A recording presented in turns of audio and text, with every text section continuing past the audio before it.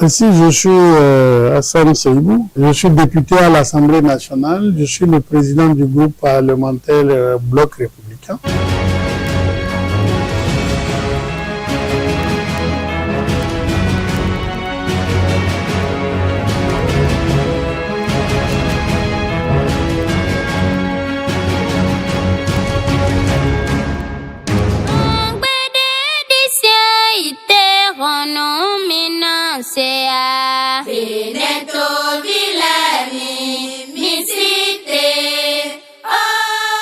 Merci beaucoup. Je dois d'abord vous remercier pour m'avoir tendu votre micro et puis me poser quelques questions.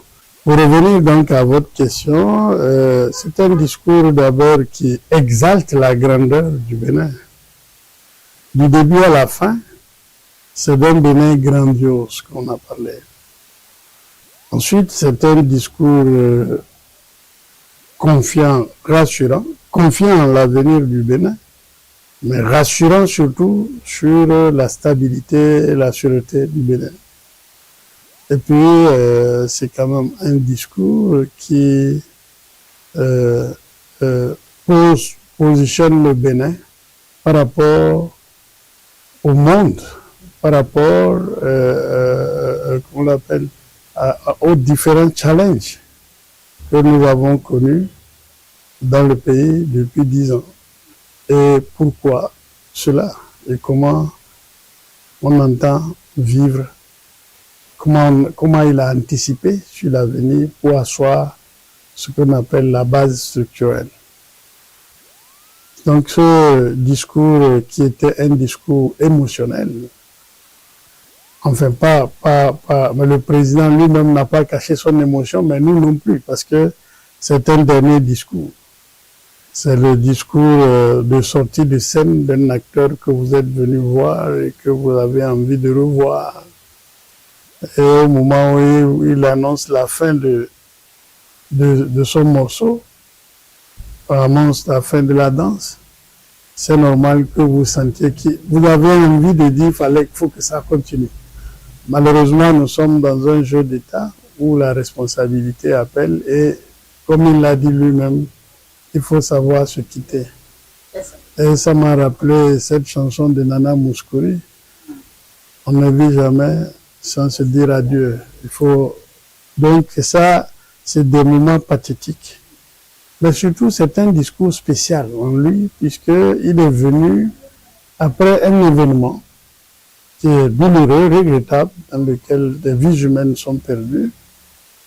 Il y a seulement quelques 2 semaines de cela, et qui vient à ce moment-là où le Bénin avait besoin d'être rassuré, mais qui quand même nous a laissé beaucoup de mois.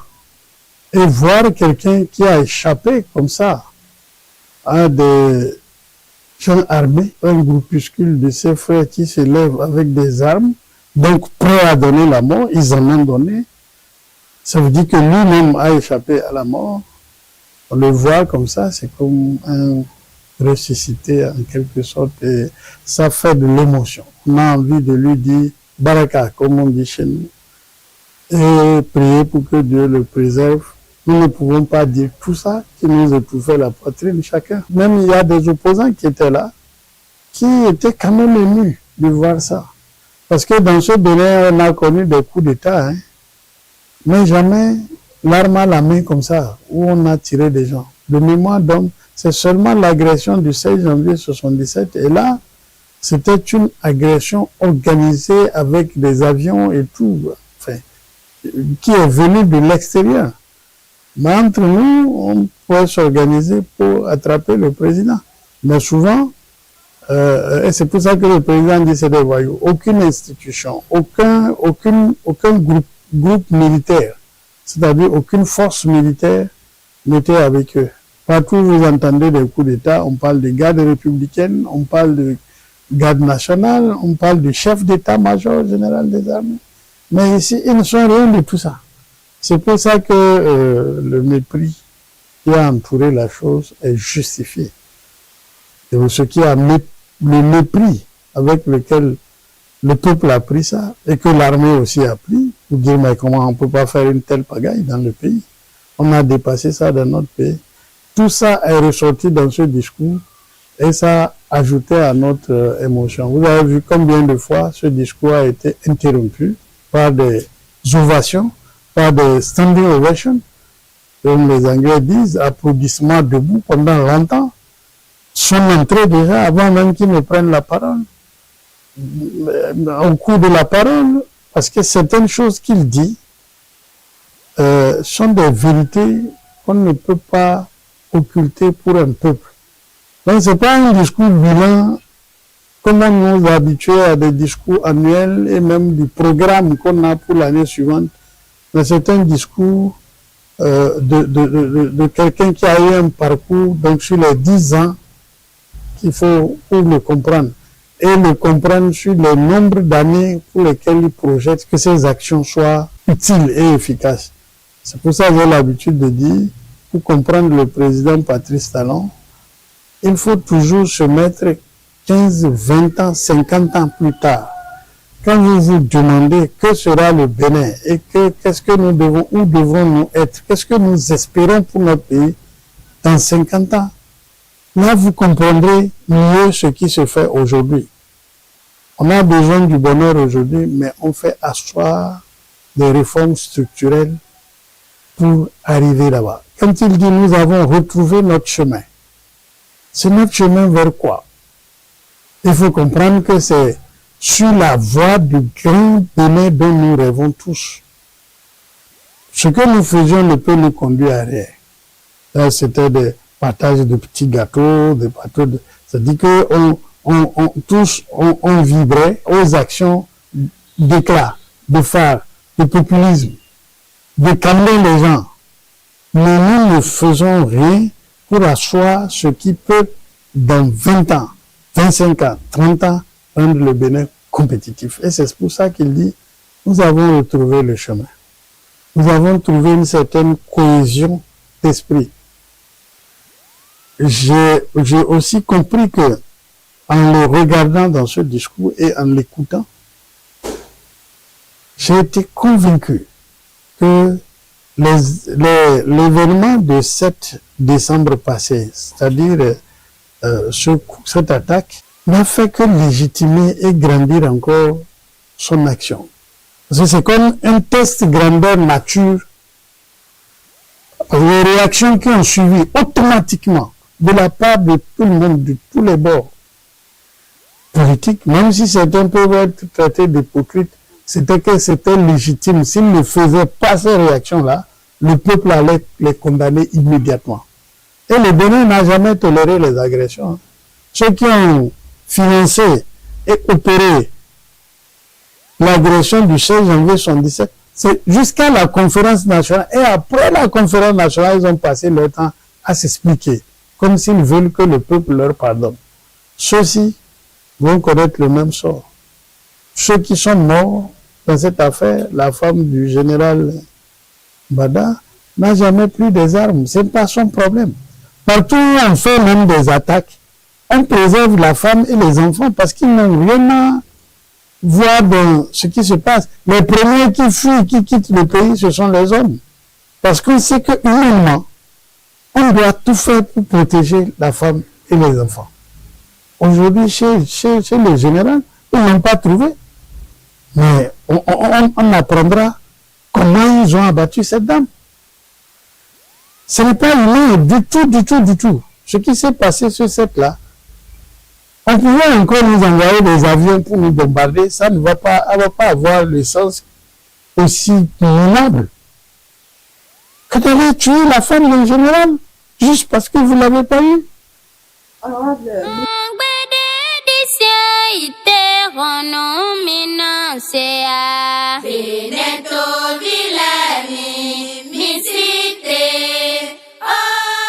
Moi, j'ai cherché avant d'aller écouter ce message, puisque souvent vos micros, vous cherchez à savoir qu'est-ce que le président allait dire. Moi, j'ai évité tout le monde, parce que je ne savais pas quel ton, si j'étais à sa place, jusqu'à ce que je rentre dans la salle là. Je ne savais pas quel ton approprié il fallait. Lui, il a trouvé l'équilibre. Parce que pour quelqu'un qui a subi ce qu'il a subi il y a quelques jours, on aurait pu attendre un ton agressif vis-à-vis de ses adversaires. Pour quelqu'un qui s'est battu comme ça avec un sacrifice de plus de 10 ans, on devait entendre des points de regret. Mais vous avez constaté, il continue de tendre la main à tout le monde et dit que des frustrations peuvent se justifier. Mais c'est ensemble que nous allons lever des défis. Lorsqu'on initie une réforme, c'est toujours contre des habitudes qui existaient. C'est normal que celui qui perd ses avantages, comme il le dit, les gens en perdent des privilèges d'hier, qui veulent les reconquérir. C'est normal qu'ils y pensent. Mais qu'ils aillent chercher la voie des armes pour en découdre devient excessif. On peut être emporté dans un discours à leur parler dur. Mais c'est pour ça que j'ai dit, il a dit la vérité. Il faut constater avec lui que la méthode et même les résultats d'une telle attaque sont méprisables par un humain simple. Et le Bénin, tout le Bénin s'est mobilisé. Ça calme un peu quelque part, mais pour une fois, avant son départ, le Bénin a eu le test d'une réaction massive, d'une réaction presque uniforme sur un événement. Et ce qu'on recherche quand on est président de la République, c'est d'unifier son peuple sur des défis, d'avoir un état d'esprit qui change. On ne veut plus se traiter de qu'on appelle camp opposé ou camp chose là, mais ensemble. Et il tend la main en disant qu'il les invite à l'humilité pour qu'ils s'associent, pour que les frustrations ne nous divisent pas. Parce que la frustration, c'est une chose qu'on peut arrêter. Donc, ça influe sur le ton du discours. Mais le discours, c'est voulu ton rassurant, paternel. N'ayez pas peur, n'ayez aucune crainte. Les élections de 2026 vont se passer très bien. Le Bénin a un avenir et le meilleur reste à venir. Si vous pensez, parce que cette expression, le meilleur reste à venir, me dit, si vous trouvez que ce que j'ai fait, c'est bon, mais attendez-vous au meilleur parce que nous avons mis ensemble les bases. Nous avons posé les jalons structurels qu'on appelle d'un cheminement long, d'un chemin que nous avons retrouvé. Et il a commencé par des questions qui sont simples. Est-ce que notre pays, est-ce qu'il y a crise dans notre pays? Crise religieuse, tribale, sociale, il n'y en a pas. Est-ce que nous avons avancé? Est-ce que nous-mêmes, à partir de ce que nous voyons dans tous les compartiments de développement qu'il a questionné, est-ce que nous avons évolué? Si nous avons évolué, c'est oui. Et vous avez vu quand il a dit, c'est oui. Tout le monde s'est levé. Il peut dire oui, on a évolué, c'est reconnu. Sur le plan international, on nous envie, il l'a dit. On ne peut pas vous envier et que vous commencez à vous jeter des ordures au visage. C'est pour ça que le ton était mesuré. Je ne le trouve ni dur, ni banal, parce qu'il a été ferme. Pour dire rien ne peut nous faire, comment on appelle, ne peut nous faire revenir en arrière. Parce que c'est des réformes que nous avons voulues. Les réformes les plus difficiles ont été politiques, c'est reconnu ça. Puisque toutes les crises au monde viennent des hommes politiques. C'est pour ça que la réforme dans ce secteur-là est souvent difficile. Il dit ça continue de nous éprouver. Notre rêve est rapporté aux structures qui doivent soutenir cela et nos comportements, surtout les comportements politiques, demandent des ajustements qui sont souvent difficiles à faire. Et vous voyez, dans ce que nous avons voulu, en sortant un peu de ce discours, regardez les différents chefs d'État qui se sont succédés. Il y a eu des défis donnés. Mais au moment où on a ramené le président Mathieu Kérékou, c'était pour ramener l'unité nationale, pour ramener un peu la paix. Parce qu'on avait l'impression que vers la fin du mandat du président Sogo, il y avait trop de tensions. Sogo a fait un travail formidable du point de vue économique et tout. Mais il y avait des rébellions, il y avait des choses qui se passaient dans le pays qui font que Kérékou, on s'est souvenu d'au moins la stabilité, il ne faut pas qu'on perde ça. Il est venu, il a fait ce travail de réunification, de stabilisation, d'un sentiment de paix dans le pays. Mais il n'a pas pu poser les jalons du développement. Le président Yahi Boni est venu avec le slogan « le changement ». Et tout le monde y a adhéré. Vous avez vu le taux de votants, le pourcentage qu'il a eu pour être président. Parce qu'on voulait des changements. On veut un pays qui va asseoir les bases du développement.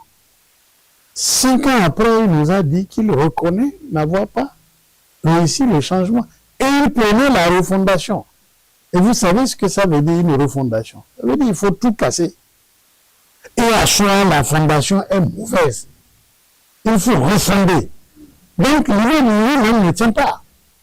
À partir de ce moment-là, moi, j'ai pensé que, quand j'ai vu Talon aujourd'hui, j'ai dit non, sûrement au moment où il disait changement, quelqu'un lui a prêté le mot. Quand il disait refondation, quelqu'un lui a encore prêté un autre mot pour dire toujours le changement. Mais s'il le pensait profondément, c'est la réaction et le comportement du président Talon qu'on devait avoir.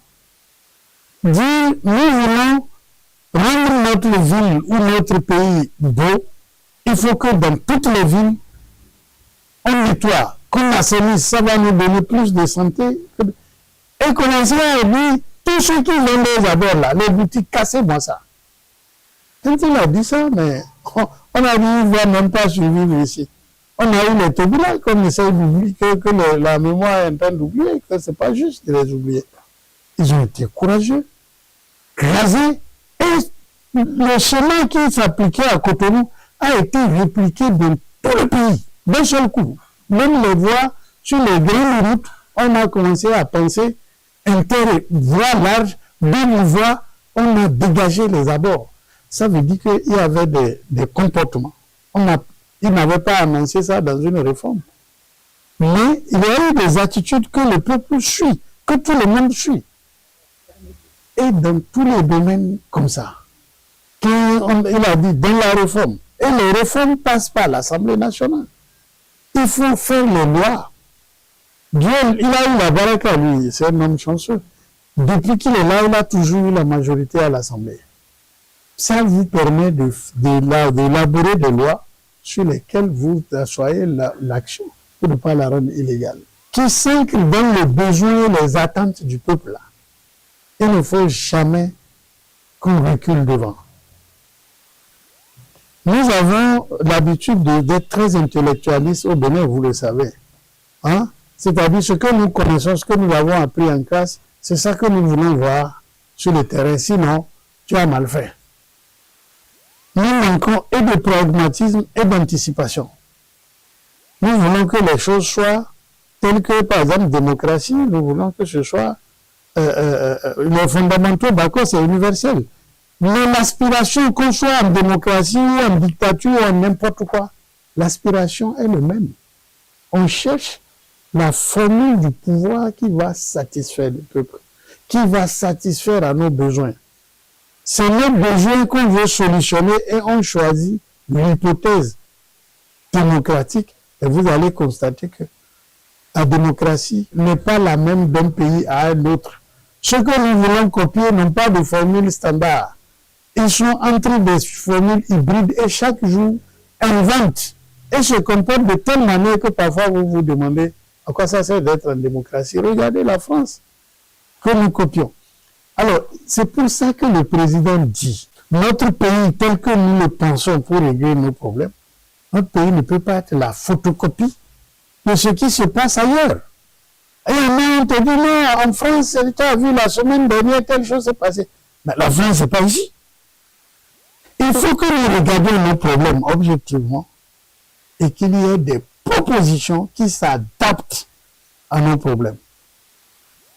Vous êtes journaliste. Les conditions dans lesquelles vous exercez votre métier dans notre pays, ce que nous appelons le minimum de moralité, et d'intégrité ou d'éthique, ça tient de ce que la société voudrait reconnaître comme valeur. Mais si vous savez que ce que nous reconnaissons comme valeur au Bénin n'est pas ce qu'on connaît ici au Niger, ce que je peux tolérer, ce que le Béninois va tolérer, si vous allez en Chine, on vous dira que vous êtes agressif. Ça dépend. Donc chaque pays, aucun individu n'a même la photocopie parfaite de l'autre, même les jumeaux. À peu forte raison, l'ensemble des hommes qui vivent sur un territoire et qui ont besoin de construire la vie et tirer leur bonheur. Donc, dans nos actions communes qui font un État, puisque c'est ce que dit le président en quelque sorte, dans nos actions communes qui fondent notre État béninois, nous sommes venus des royaumes des choses, ce qui le fonde et nos aspirations aujourd'hui, nos difficultés, notre environnement international fait de nous un Bénin à part, un Bénin singulier qui doit retrouver son chemin et ne pas frémir lorsque son chemin est différent des autres. Nous faisons la démocratie à notre manière, nous devons la faire à notre manière.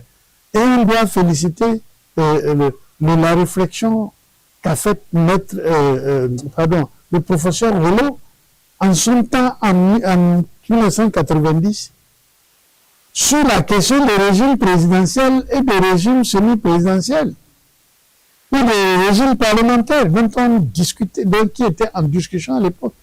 Et dit la formule qui nous rapproche de notre propre culture, c'est la formule d'un régime présidentiel. Le Bénin ne voit pas son président en un homme faible que quelqu'un lui discute son pouvoir. À partir de ce moment, si c'est notre pays, ça, il nous fallait un président fort.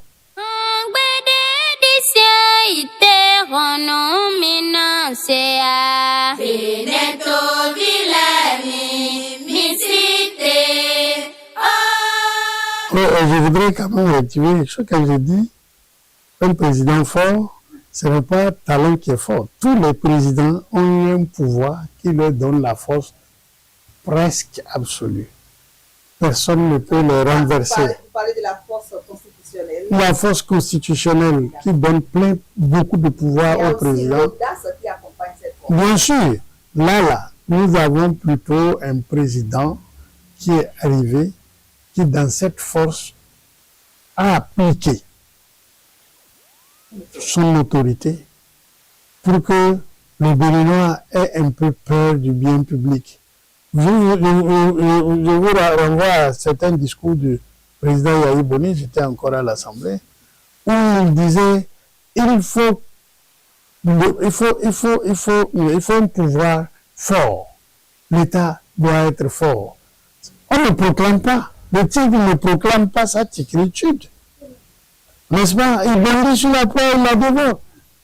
On vous a dit que vous êtes fort. Et vous venez faire des discours pour dire il faut que vous soyez fort, fermeté de l'État. Non, c'est dans les faits. Et celui qui l'a fait dans les faits, c'est le président Talon. Mais ce n'est qu'un exemple. Il a reconnu, et je reconnais avec lui, que tout ce qu'il a fait n'est pas parfait, il n'a pas tout réussi. La preuve, à 4 mois ou à 5 mois de son départ, on est encore en train de faire des réformes qui venues et qui font des débats. On a révisé la Constitution.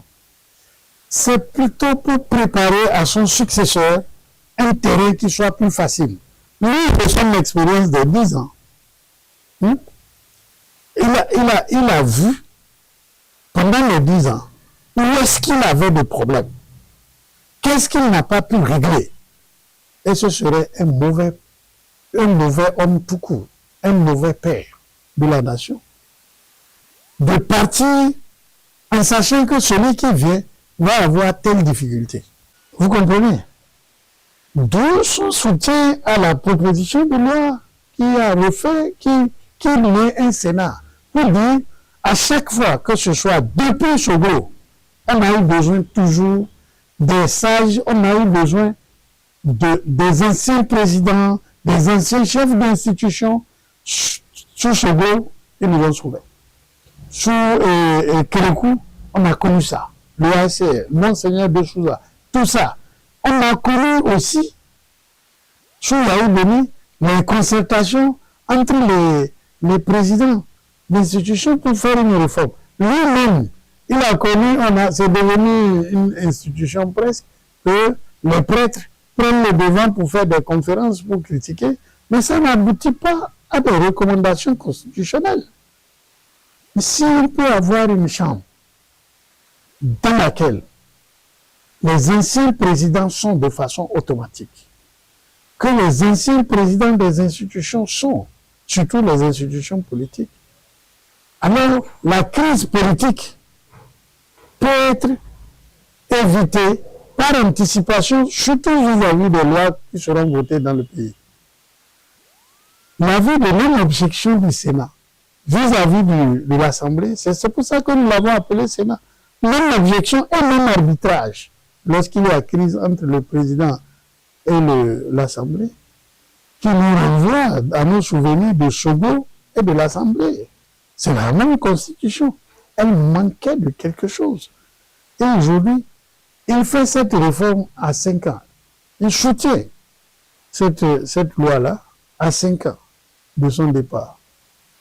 Donc, nous nous retrouvons en face à 5 mois de son départ qu'il le fait. C'est pour celui qui va lui succéder n'aura pas à faire cet effort-là.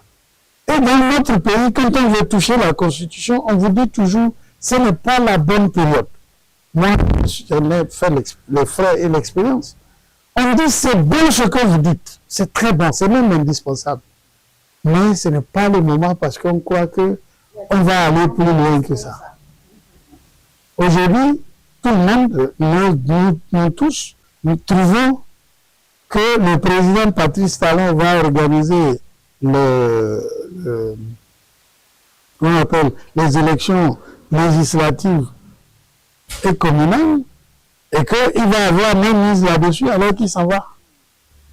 C'est ce que la révision là voulait éviter en demandant de permuter. Le président a dit, dans l'intérêt du pays, c'est bon. J'accepte. Nous allons aller le voir, non? J'accepte. Mais ça diminue même son mandat. Il dit d'accord. Mais le fait que nous avons un système démocratique dans lequel, si tu ne réunis pas un certain pourcentage, ça ne peut pas passer. La réforme est tombée et lui-même disait, mon successeur va venir peut-être faire ça.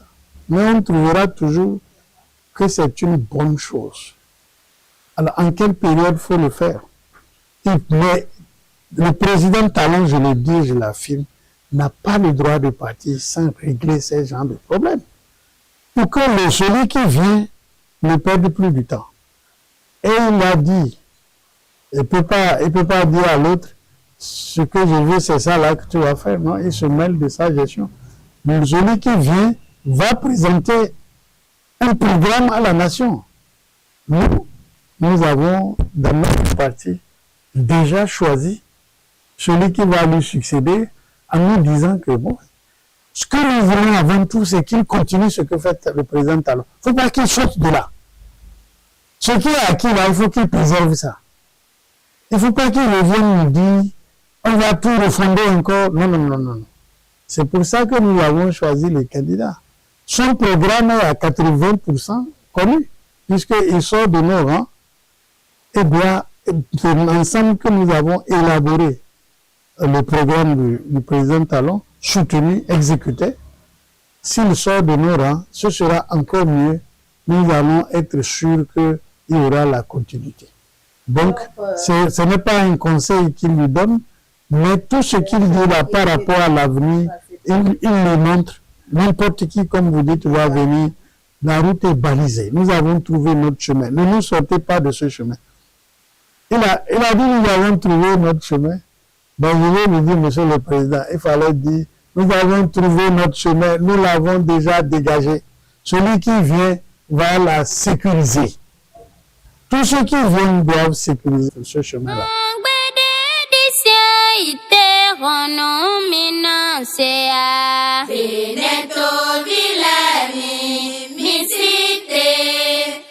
Moi, personnellement, je trouve que le pays est en paix au-delà de ce que j'espérais. Quand on est conséquent avec soi-même, on doit être responsable. Quand vous faites des réformes, vous aurez des mécontents. Et les mécontents ne sont pas de même nature, ni de même culture, ni même de même, et n'apprécient pas les choses de la même manière que vous. Donc, ils peuvent être amenés, et vous avez vu, ils n'ont pas hésité à pousser même des gens pour abattre le président, pour que ce système-là s'arrête, parce qu'eux, ils ont besoin de revenir à des choses, à des privilèges perdus.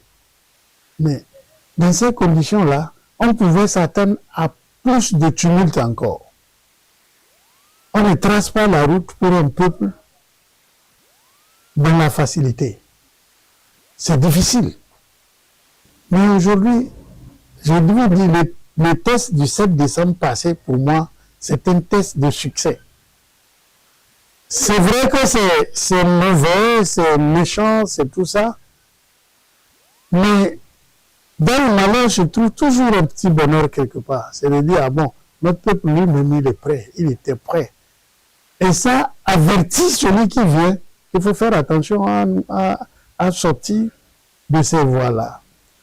Donc, certains qui sont caciques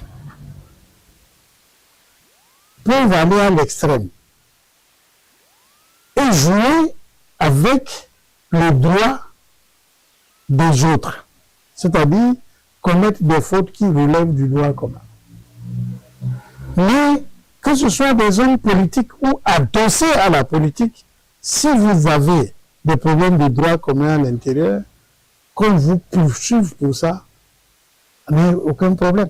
Quand vous prenez tout ce que vous dites souvent, on dit, vous mettez du bémol dans votre question, en disant, on dira que c'est la justice. Mais quand est-ce qu'on ne doit pas dire que c'est la justice? C'est pour ça que je trouve encore une fois l'idée d'un Sénat intéressante. Parce que là-bas, c'est des grands sages du pays qui vont se retrouver. Non, on va indexer. Au droit commun, on va interpeller les gens. Mais lorsque vous commencez et qu'il y a des sages pour vous arrêter et dire non, ne faites pas ça. Quand on sait que vous êtes devant des sages, le droit même commun commence par dire il a reconnu les faits là-bas, on peut pardonner. Même quand vous allez devant la justice, il y a ce qu'on appelle des circonstances atténuantes. Lors de la justice, le juge voit s'il peut vous accorder le minimum de peine ou le maximum. Il juge et parfois même, il peut arrêter, il peut suspendre la poursuite et dire que vous êtes innocent. Parce que la faute, une faute doit être d'abord consciente. N'est-ce pas? Oui. Il arrive quand et quand on veut vous poursuivre pour une chose involontaire, on écrit même dans la description de l'infraction. Par exemple, on dit homicide involontaire. Mais lorsque c'est volontaire, et c'est établi que c'est volontaire, on ne peut pas vous faire des circonstances atténuantes. C'est de la même manière dans la vie, par rapport aux réformes, quand vous réagissez. Réagissez en critiquant et en proposant des alternatives. Ce que vous dites qu'on en fait, mais il y a beaucoup de personnes qui parlent dans le pays que tout le monde est à tort et à travers. Tous les jours, chaque semaine, par exemple, mon ami Alkani Bazanaï faisait des sorties. Il parle de façon extrême, mais on ne peut pas parler ailleurs comme ça. Toucher personne ne vient à Limbi. Jusqu'au jour, peut-être, son énergie va l'amener à se mêler des choses qui relèvent du droit pénal.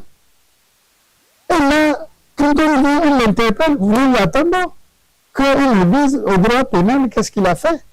Lui-même est un démocrate et il est quelqu'un qui aime la loi. On dit dans notre pays, c'est condamné de faire des incitations à la rébellion, à se rebeller contre l'État. Ce n'est pas Talon qui a amené ça. C'est une loi qui existe. Lorsque vous incitez les gens à la rébellion, et que par exemple, pendant que le pays est sous attaque, vous sortez pour dire aux gens, sortez, pour soutenir l'attaque, vous êtes complice. En ce moment, vous devenez complice de fait dans ce qui se passe. C'est normal qu'on vous mette la main dessus. Sinon, politiquement, on n'arrête pas les gens. Et donc, pour vous, le Bénin est un pays constamment de paix. Mais écoutez, si on n'était pas en paix, vous ne seriez pas venu jusqu'ici.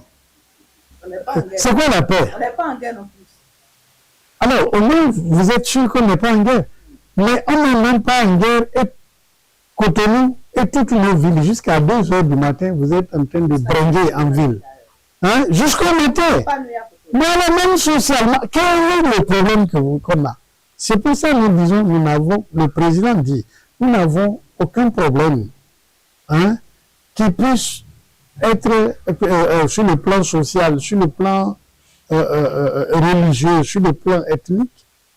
Nous n'avons aucune crise aujourd'hui au Bénin sur ce plan. Nous travaillons ensemble. Même avec opposants, là, on s'embrasse tous les jours. On discute. Ce que vous me faites dire là, vous allez le publier sans que personne vienne vous demander pourquoi vous l'avez fait. Mais quel est le problème? Qu'est-ce que vous voulez qu'on ait pour qu'on dise qu'on est en paix? Qu'il n'y ait pas de prisonniers, il y aura toujours des prisonniers. Non, parce qu'il y a toujours quelqu'un qui va déraper. Si c'était des prisonniers politiques, on les poursuivrait pour des choses politiques. Et ailleurs, on vous ramasse, on vous met en prison, sans passer par quelque justice que ce soit. Vous devenez un prisonnier de la volonté de quelqu'un qui n'est pas la justice. On n'a pas arrêté les gens pour compléter pour le moment.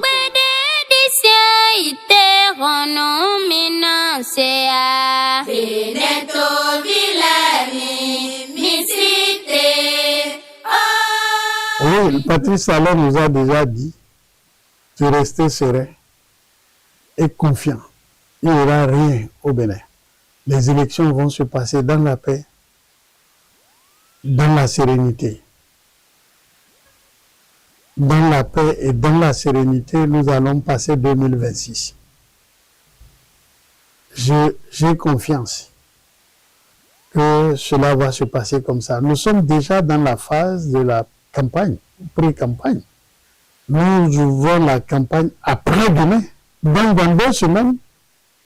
Oui, dans un peu plus de 2 semaines, nous devons avoir nos députés et nos conseillers communaux. Nous irons aux élections. Je souhaite que le Béninois vote dans la paix et qu'il choisisse ce qu'il veut. Qu'il exprime son choix. Ne même pas exprimer un choix est un choix.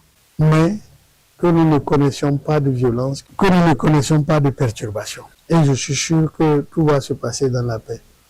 Mais aussi pour le pays. Pour dire au président Talon, il a combattu le bon combat. Il a fait preuve d'innovation. Parce qu'en ce moment, dans tous les pays qui nous entourent, il y a des tensions. En ce moment où des coups d'État se font partout. Et avec son bilan, ailleurs, on lui aurait dit reste. Et j'avoue que je n'aurais pas craché là-dessus. Mais il a fait respecter notre constitution. Renforcer même le fait qu'il faut partir. Et nous avons senti cette émotion hier. C'est la dernière fois qu'on l'a vu sortir de l'Assemblée. En tant que chef d'État, pour son discours sur l'état de la nation. Pour l'Assemblée nationale, il a pratiquement terminé son mandat. Et le fait qu'il ait accepté ça, le président de l'Assemblée lui a même dit des mots pour dire qu'il n'a jamais été l'homme qui a été enivré par le pouvoir. On a soupçonné des présidents qui sont partis en train de jouer pour chercher la voie pour revenir.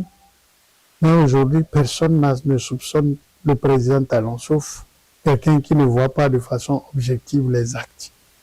Je viens du Nord, une ville. On m'a dit pourquoi Talon veut rester encore. C'est comme si... Donc, il y aura toujours quelqu'un qui, lui, c'est ce qu'on lui a dit il y a 2 ans, qui est dans sa tête. Mais les faits sont là. Il s'en va et nous devons lui rendre hommage. La nation lui rendra hommage. Il n'y a pas un hommage physique que l'on puisse faire qui puisse être à la hauteur de ce qu'il a fait et de l'esprit qui nous a amené à avoir. Mais je crois que ce sont les faits à venir qui vont nous faire plus regretter le président Talon. Parce que je souhaite, c'est qu'il demeure quand même une référence. Et ça va être. Parce que si quelqu'un veut faire moins ou mal, nous allons lui rappeler que dans ce pays, quelqu'un a pu le faire. Donc tu ne peux pas avoir d'excuses et dire que tu ne peux pas le faire. Donc des présidents courageux, je crois que la phase a commencé. Les autres étaient courageux, mais n'avaient pas pu maîtriser le rêve pour nous amener à réaliser notre rêve. Et c'est un rêve. Tous les jours, nous serons en train de le poursuivre sur notre chemin.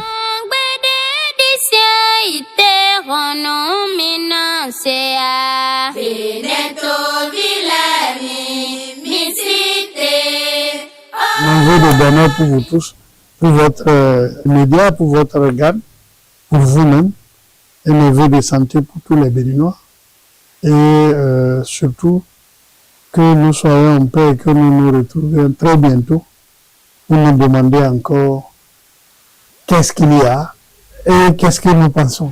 Merci beaucoup. Merci.